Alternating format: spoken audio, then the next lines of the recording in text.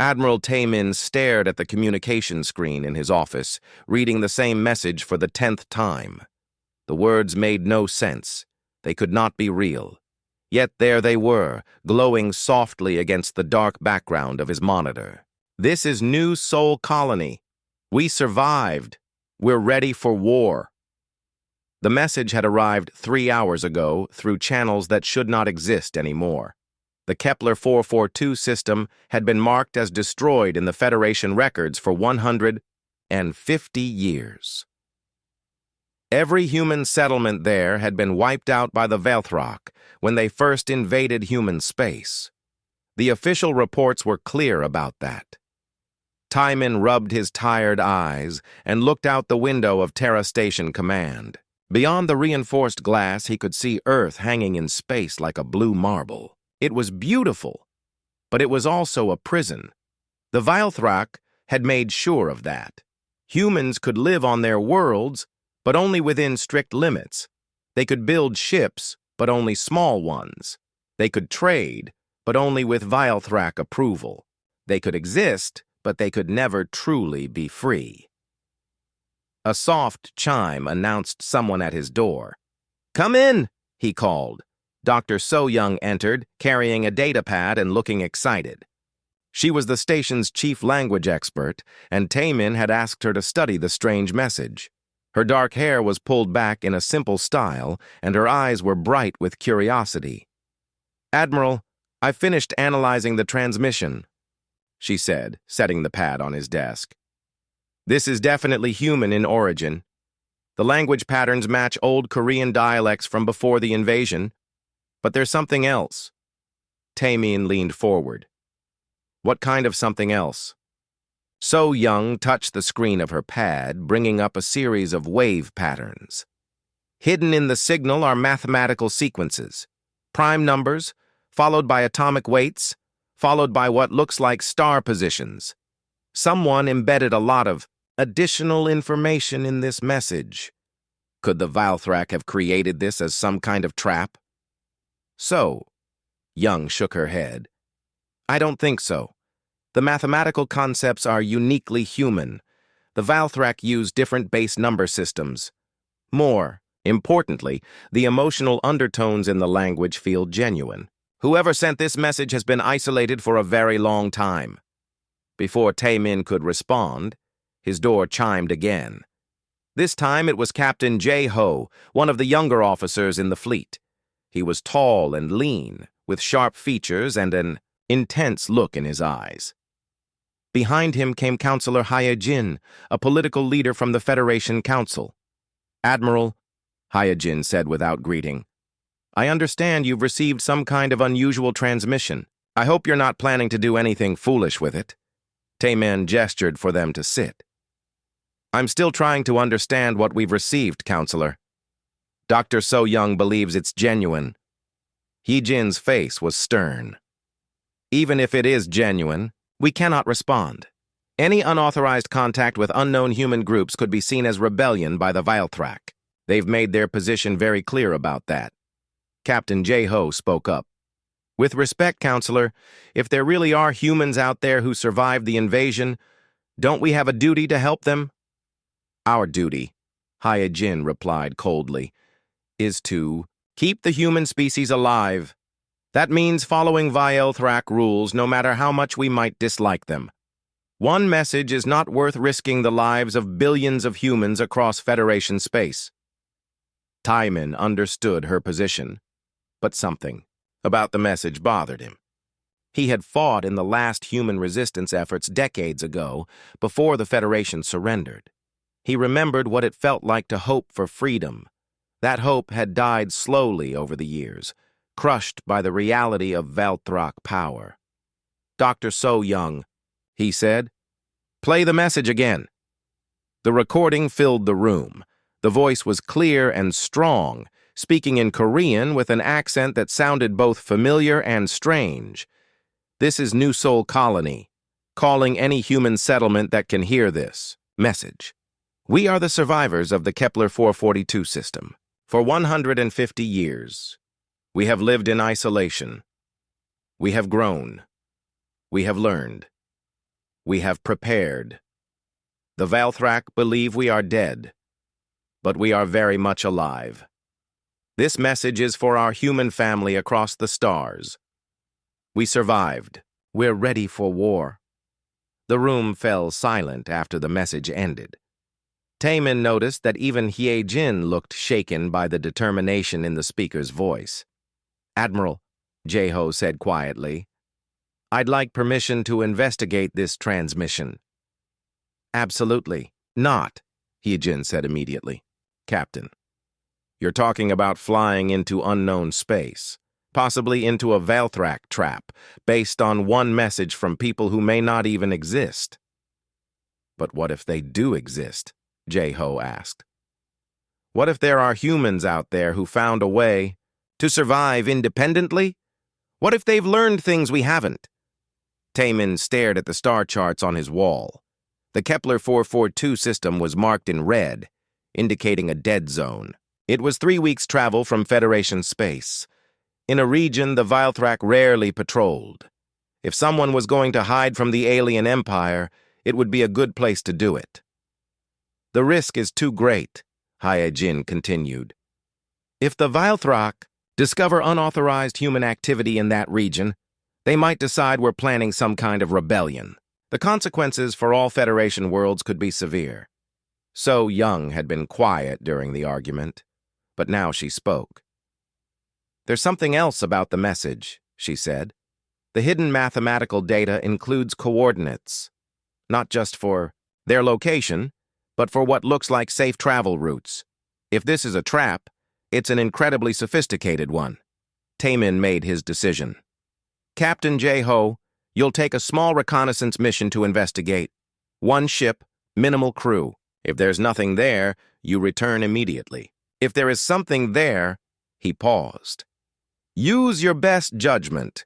Hye-jin stood up angrily. "Admiral, I strongly protest this action. You're risking everything based on curiosity." "I'm risking 1 ship based on hope," Taemin replied. "It's been a long time since humanity had any real hope for something better." 3 days later, Jae-ho's ship left Terra Station. It was a small exploration vessel called the Frontier, designed to look like a simple trading ship. Besides Jae-ho, the crew included Dr. So-young, 2 engineers, and a communications specialist. As they traveled through space toward the Kepler 442 system, So-young spent her time analyzing the message over and over. The more she studied it, the more convinced she became that whoever sent it was telling the truth about surviving for 150 years. "Captain," she said one day as they ate their evening meal, "I keep thinking about something. If these people really survived the original invasion, and if they've been isolated all this time, what do you think they've become?" Jae-ho considered the question. "I don't know. Probably desperate. Maybe barely hanging on to life. Or maybe something else entirely," So-young said. "Think about it. They said they were ready for war. That doesn't sound like people who are barely surviving. That sounds like people who have been preparing for something." 2 weeks into their journey, they reached the edge of Valthrak patrol space. From here on, they would be completely on their own. Jae-ho ordered all non-essential systems shut down to reduce their energy signature. On the 20th day of their journey, their sensors detected something impossible. The Kepler 442 system was not dead. There were artificial energy readings, communication signals, and what looked like massive orbital structures. "Captain," the communication specialist called out, "I'm receiving a transmission." The voice that came through their speakers was calm and professional. "Unknown human vessel. This is New Sol Colony Traffic Control. Please state your identity and purpose." Jae-ho stared at his crew in amazement. Traffic control. These people had traffic control. "New Sol Colony, this is Captain Jae-ho of the Federation ship Frontier. We received your message. We've come to see if you need assistance." There was a pause, then a different voice came through. This one was older, with the authority of command. "Captain Jae-ho, this is Governor Won-ho of New Sol Colony. We have been waiting for this moment for a very long time. Permission granted to approach. follow the beacon signals, and welcome home. As their ship moved deeper into the system, Jeho and his crew watched their screens in wonder. What they saw was not a struggling survivor colony. What they saw was a civilization that had not just survived, but had grown into something magnificent and powerful. And for the first time in decades, Jeho felt something he had almost forgotten how to feel. He felt hope. Captain Jeho had seen many worlds in his career, but nothing had prepared him for New Sol Colony. As his ship followed the beacon signals toward the planet's surface, he watched through the viewport in amazement. The world below was covered with gleaming cities that seemed to blend perfectly with the natural landscape. Tall spires reached toward the sky, connected by graceful bridges that looked almost like they were growing from the earth itself. "Captain," Dr. So-Young said from beside him, "those energy readings are incredible. Some of those buildings are generating more power than our entire station back home." The communications specialist looked up from his console. "Sir, I'm reading hundreds of ships in orbit. Their designs are like nothing I've ever seen. They look human. But the technology seems far beyond anything the Federation has." Jeho nodded, still staring at the planet. "How is this possible? How did a colony that was supposed to be destroyed become this advanced?" Their ship was guided to a landing platform in what appeared to be the main city. As they stepped out of their vessel, Jeho was struck by the clean air and the sound of flowing water. The city had been built around natural rivers and waterfalls, creating a harmony between technology and nature that he had never seen before. A group of people approached them. They were clearly human, but there was something different about them. They moved with confidence and purpose. Their clothes were simple but well made, and they carried themselves like people who had never known defeat. The leader of the group was a middle-aged man with kind eyes and a strong jaw. He wore a simple uniform with no decorations except for a small badge that showed a rising sun. "Captain Jeho," the man said, extending his hand. "I am Governor Wanho. Welcome to New Sol Colony. We have been waiting for this day for many years." Jeho shook his hand, surprised by the strength of the governor's grip. "Governor, I must admit I'm confused. Our records show this system was destroyed 150 years ago. How did you survive? How did you build all of this?" Governor Wanho smiled. "That is a long story, Captain. Come, let me show you our world, and I will tell you how we became who we are today." They were taken to a transport vehicle that moved silently through the city streets. Jeho could see that the people going about their daily lives looked healthy and happy. Children played in parks while adults worked in gardens and workshops. It was nothing like the crowded, worried cities of Federation space. "When the Vaelthrak first attacked our system," Governor Wanho began, "most of our people were killed in the initial assault, but a few thousand managed to escape to the underground cave systems on this planet. We thought we were the only survivors in the entire galaxy." Dr. So-Young leaned forward. "But you didn't just hide in the caves, did you?" "No," the governor replied. "My great-grandfather was one of the original survivors. He made a decision that changed everything. Instead of just trying to survive, he decided we would prepare to fight back. He believed that someday humanity would need us to be strong." They stopped at a large building that seemed to be built directly into a mountainside. Governor Wanho led them inside, where they found themselves in a vast museum. The walls were covered with displays showing the colony's history. "This is our memorial hall," the governor explained. "Every generation has added to it recording our progress and our purpose." Jeho studied the displays. The early years had been hard. The survivors had lived in underground tunnels, growing food in artificial light and slowly building their strength. But as the decades passed, the displays showed remarkable progress. The colonists had learned to use geothermal energy from deep in the planet. They had developed new farming techniques. Most importantly, they had never stopped learning and improving. "Governor," Dr. So-Young said, "some of these technological advances are incredible. How did you develop faster-than-light communication? The Federation still can't do that reliably. A new voice answered her question. Because we had to. They turned to see a woman approaching them. She was tall and athletic, with sharp features and eyes that seemed to see everything.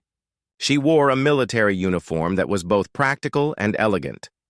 This is General Mi Young, Governor Wan Ho said. She commands our defense forces. General Mi Young nodded to the visitors. Dr. So Young, you ask how we developed advanced technology. The answer is simple. We never had the luxury of thinking it was impossible. When you believe you are the last free humans in the galaxy, you find ways to do things that others say cannot be done. She led them to another section of the building, where they saw displays of weapons and ships that looked far more advanced than anything in the Federation fleet. For 150 years, every person born on this world has known their purpose. General Mi Young continued. We exist to be ready. Ready to fight for human freedom when the time comes. Ready to show the galaxy that humanity cannot be destroyed. Captain J-Ho stared at a display showing a sleek warship. You built all of this in secret? How did you hide it from the vile Thrak? We learned to be very careful, the general replied. We built our cities underground at first, then slowly moved to the surface. We developed shield technology that makes us invisible to their scanners. And we learned patience. We knew that rushing would get us discovered and destroyed. They were joined by another person, a young man who looked excited to meet the visitors. He had the calloused hands of someone who worked with tools, and his eyes sparkled with intelligence. This is Engineer Dong Wook, Governor Wan Ho said. He has been responsible for many of our recent advances. Dong Wook bowed politely. Captain, Doctor. It is an honor to meet people from the outside. We have so much to share with you, and so much to learn about what has happened to the rest of humanity. What do you mean by that? J-Ho asked. We know about the Federation, Dong Wook replied. We have been listening to communications from Federation space for decades. We know how badly the Valthrak treat our people. We know about the restrictions and the fear. That is why we finally decided to make contact. Dr. So Young looked confused. But why now? What changed? General Mi Young answered. Because we are finally ready. We have the technology, the training, and the resources to make a difference. More importantly, we have discovered something that the Federation does not know. What kind of something? J-Ho asked. The Valthrak are not as strong as they appear to be, the general said. They have enemies. Other species that they have conquered or tried to destroy. Some of those species still exist, hiding just as we have been hiding. The galaxy is full of survivors who hate the Valthrak just as much as we do. Governor Wan Ho nodded. We believe it is time to unite these survivors. Time to show the galaxy that freedom is possible. But we cannot do it alone. We need the Federation to remember what it means to fight for something important. They spent the rest of the day touring the colony. J-Ho saw factories that produced weapons and ships. He visited schools where children learned not just science and mathematics, but also military strategy and leadership. He met farmers who grew enough food to feed millions, and scientists who had made discoveries that amazed even Dr. So Young. As the day ended, they gathered in Governor Wan Ho's office. The room was simple but comfortable, with large windows that looked out over the city. In the distance, J-Ho could see the orbital elevators that connected the planet to the space stations above. Captain, Governor Wan Ho said, I must ask you a difficult question. When you return to Federation space, what will you tell your leaders about us? J-Ho had been thinking about this all day. I will tell them the truth, that humanity has not been as defeated as we believed, that there is hope for something better. And if they do not believe you, then I will bring them here to see for themselves. General Mi Young stood up and walked to the window. Captain, there is something else you must know. We did not contact you just to say hello. We contacted you because we are about to begin our mission. With or without Federation support, we are going to start fighting back against the Valthrak. She turned to face them. In 6 months, we will begin operations to contact and unite the survivor species across the galaxy. We will start building a network of resistance that spans multiple star systems. The Valthrak will learn that they made a mistake when they thought they had broken us. Dr. So Young looked worried. But if you reveal yourselves, they will send their entire fleet to destroy you, Governor Wanho smiled. Let them try. We have had 150 years to prepare for that day. I think they will find us much harder to destroy than they expect. As Jeho prepared to leave the next day, he realized that everything had changed. He had come looking for survivors who might need help. Instead, he had found a civilization that was ready to help the rest of humanity remember how to be free. The forgotten children of New Sol Colony were no longer hiding. They were ready for war. Captain Jeho's return to Federation space created a storm of excitement and fear. Admiral Taemin had called an emergency meeting of the Federation Council, but the arguments had been going on for hours with no agreement in sight. "You're asking us to believe in a fairy tale," Counselor Haijin said, her voice sharp with anger. "One isolated colony cannot possibly have the technology you're describing." Dr. So Young placed a data pad on the conference table. "The evidence is right here. Energy readings, communication logs, even samples of their advanced materials. This is not a fairy tale. This is real." Around the table, other council members whispered among themselves. Some looked excited by the possibilities, while others seemed worried about the consequences of any action. Admiral Taemin studied the faces around the table. "The question is not whether New Sol Colony exists. Captain Jeho and Dr. So Young have provided enough proof of that. The question is what we do about it." Before anyone could answer, the communication system in the room activated. A voice filled the chamber, speaking in clear, confident tones. "Federation Council, this is Governor Wanho of New Sol Colony. We are transmitting on a secure quantum channel that cannot be detected by Valthrak monitoring systems. We have an important message for all human settlements." The council members looked at each other in surprise. No one had authorized this communication, yet somehow the colonists had managed to contact them directly. For too long, humanity has lived under the boot of alien oppressors. Governor Wanho continued. We have accepted limitations on our growth, our technology, and our dreams. But that time is ending. Today, we begin Operation Phoenix. Admiral Taemin activated the response system. "Governor Wanho, this is Admiral Taemin. What is Operation Phoenix?" "The awakening of human potential. Across the galaxy," the governor replied. "For months, we have been making contact with resistance groups on Federation worlds. We have been sharing technology and information. Today, we reveal the truth that the Valthrak have tried to hide from you." Suddenly, the main display screen in the conference room lit up with images from across Federation space. On world after world, humans were emerging from hidden facilities, revealing weapons and technology that rivaled anything the Valthrak possessed. On the mining world of Kepler 186, workers had built underground factories that produced advanced energy weapons. On the agricultural world of Gliesa 667, farmers had developed ships that could move faster than Valthrak vessels. On the trade hub of Wolf 359, merchants had created a secret communication network that connected dozens of human settlements. "How is this possible?" Counselor Haijin asked, staring at the images in shock. A new voice answered her question. It was a man with a weathered face and determined eyes. "Because we never stopped fighting," he said. "My name is Kyung-Soo. For 20 years, I have been building resistance cells across Federation space.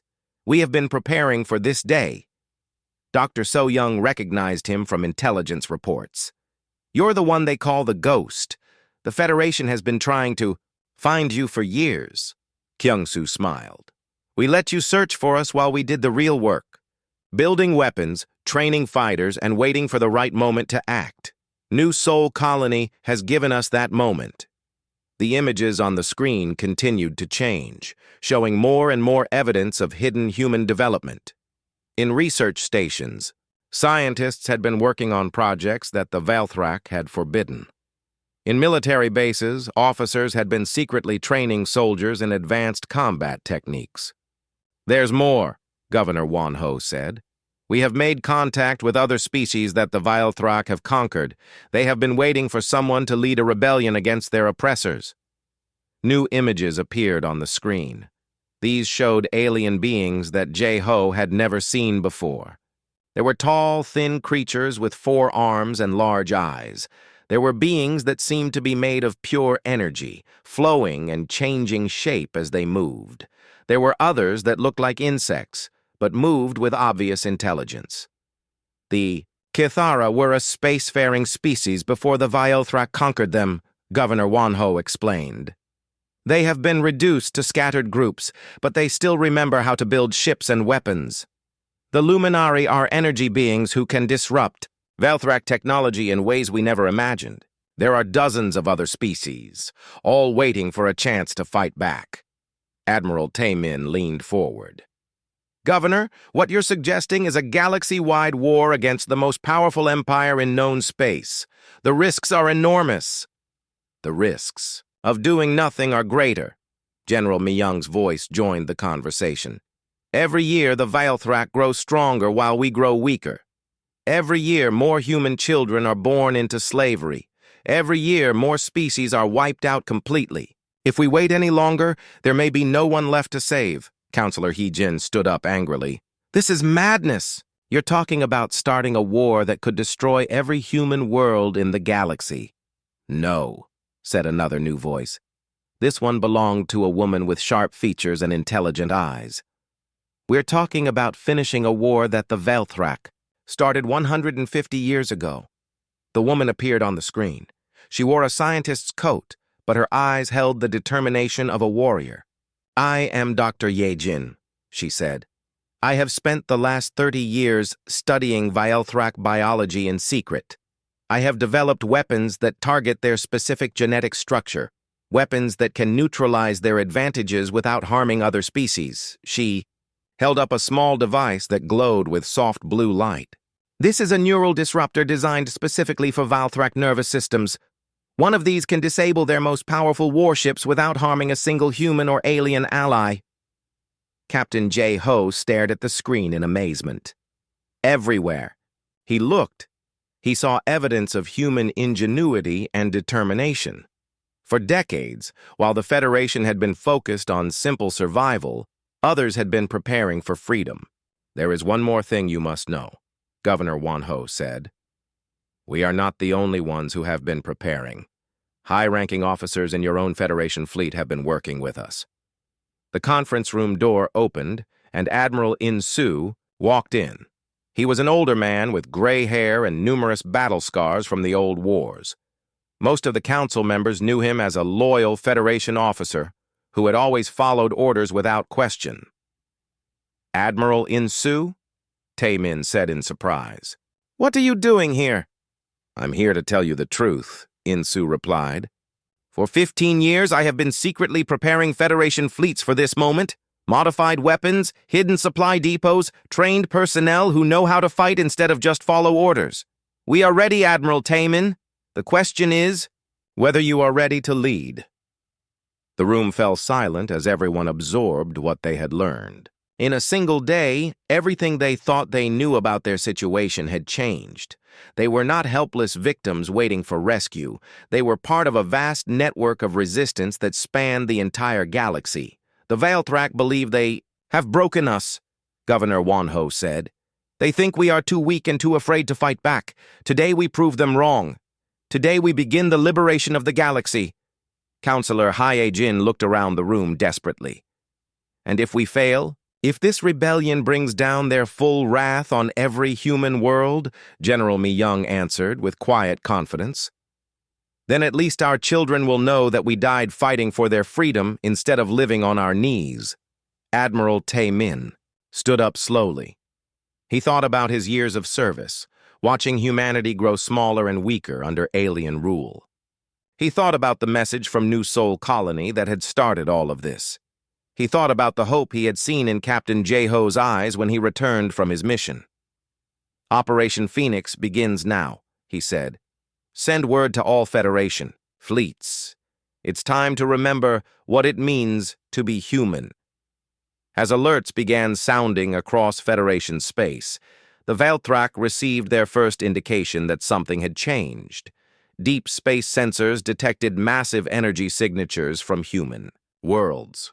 Communication networks that had been quiet for decades suddenly came alive with activity. In the Valthrak Command Center, Commander Nethys studied the reports with growing concern. "What are the humans doing?" he asked his subordinates. "Unknown, Commander. But whatever it is, it's happening on every world simultaneously." Nethys activated the long-range scanners, focusing on the Federation capital system. What he saw there made his alien features twist with alarm.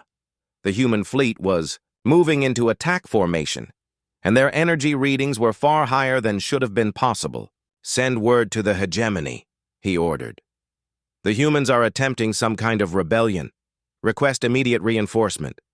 But even as he gave the order, Nethys suspected it might already be too late. The energy signatures he was seeing suggested technology that matched or exceeded Valthrak capabilities. That should have been impossible. The humans were supposed to be broken. The war began at exactly noon, Federation Standard Time, when every human world simultaneously stopped following Valthrak orders. On mining planets, workers shut down the facilities that supplied raw materials to the alien empire. On trading stations, merchants refused to serve Valthrak customers. On military bases, Federation officers activated weapons systems that had been hidden for decades. General Mi Young stood in the command center of New Sol Colony, watching as reports came in from across the galaxy. The massive display screens showed the positions of hundreds of ships and the status of rebel operations on dozens of worlds.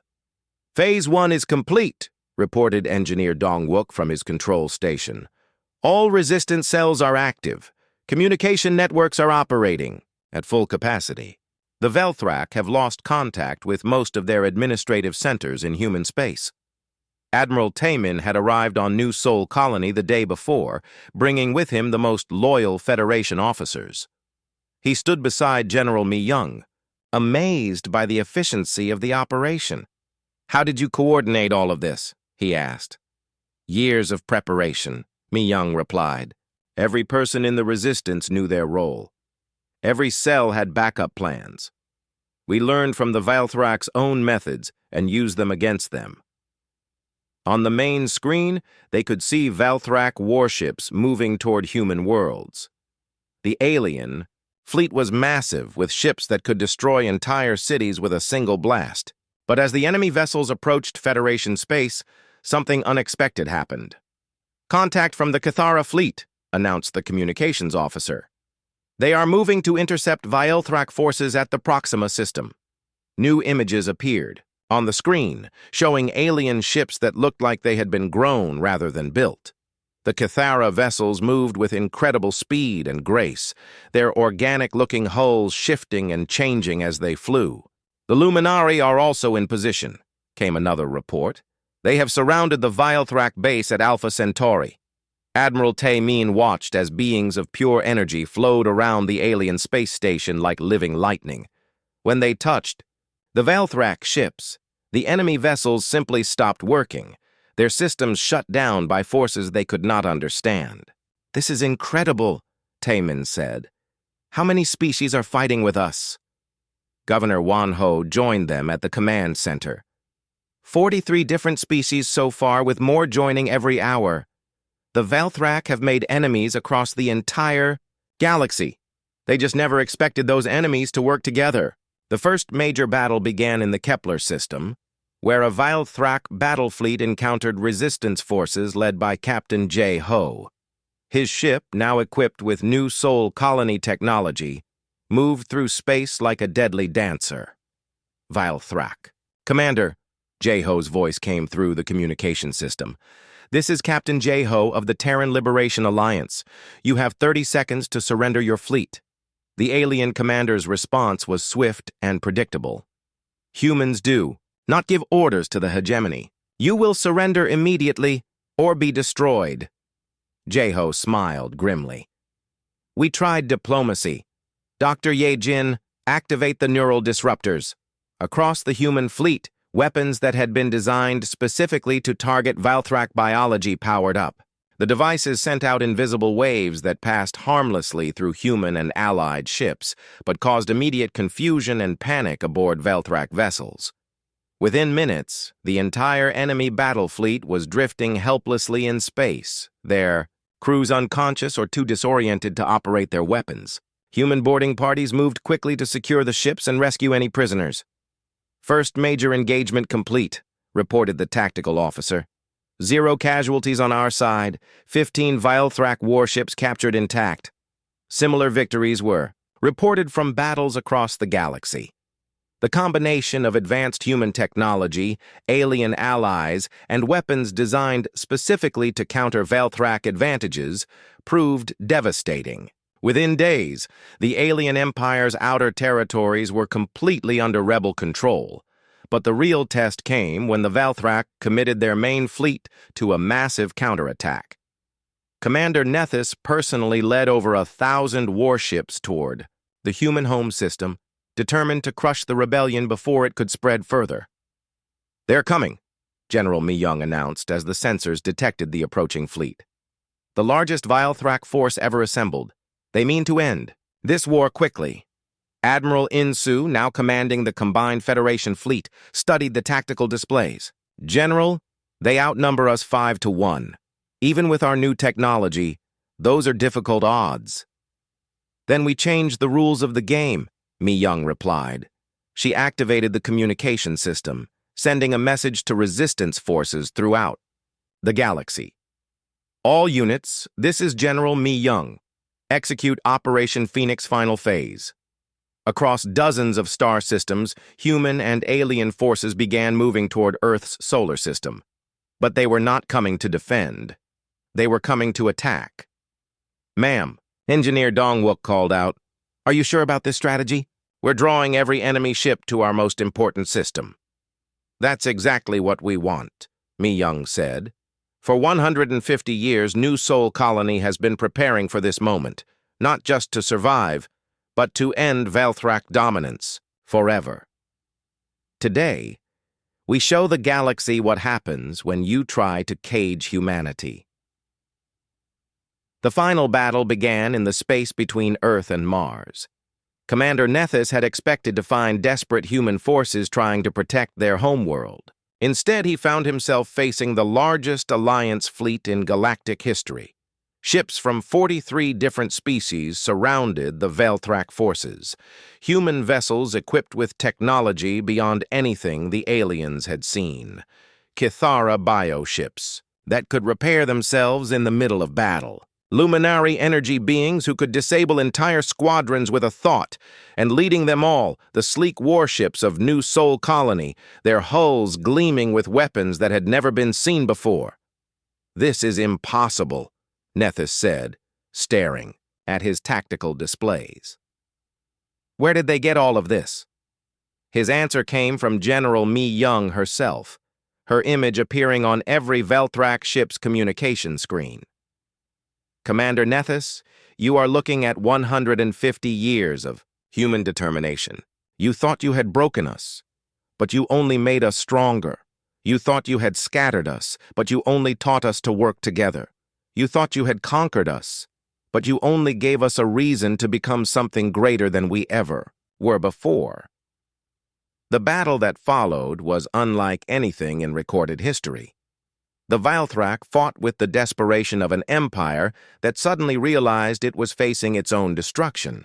But the Alliance forces fought with something more powerful than desperation. They fought with hope. Engineer Dong-wook's masterpiece weapons performed perfectly, disrupting Valthrak systems while leaving Allied ships untouched. Dr. Ye-jin's Biological weapons caused panic in enemy ranks as their crews found themselves unable to think clearly or coordinate their attacks. The alien allies fought with skills and technologies that the Valthrak had never encountered before. But the turning point came when the Luminari demonstrated their ultimate ability. The energy beings merged together into a single massive consciousness that surrounded the largest Valthrak dreadnought. In seconds, they completely absorbed the ship's power systems and converted them into pure energy that they shared with the entire Alliance fleet. Commander Nethys watched his flagship lose power as beings of living light flowed through its corridors. His last transmission was a desperate message to the Valthrak homeworld. The humans have won. They are not the same species we conquered. They have become something new. The war ended not with the destruction of the Valthrak fleet, but with its surrender. Faced with technology they could not counter and an alliance they could not break, the alien empire agreed to negotiate. Governor Wan Ho, now recognized as the leader of the Terran Liberation Alliance, stood in the same room where Admiral Tae Min had first received the message from New Sol Colony. But now, instead of looking out at a conquered Earth, he was looking at a free galaxy. The terms are simple, he told the Valthrak negotiators. Complete withdrawal from all conquered territories, recognition of the independence of all species, and reparations for the damage you have caused over the centuries. The alien diplomat's translator clicked and buzzed as he responded. The hegemony agrees to these terms. But tell us, Governor Wan Ho, how did you know you could win? How did you know that scattered survivors could defeat our empire? Wan Ho smiled, thinking of his great-grandfather and all the generations who had worked toward this day. Because you made a fundamental mistake about humanity. You thought that breaking us would make us weaker. Instead, it taught us that we could become stronger than we ever imagined. You thought that scattering us would divide us. Instead, it taught us to find allies in unexpected places. You thought that conquering us would end our story. Instead, it gave us the greatest story ever told. He gestured toward the viewport where ships from dozens of species were working together to build a new future.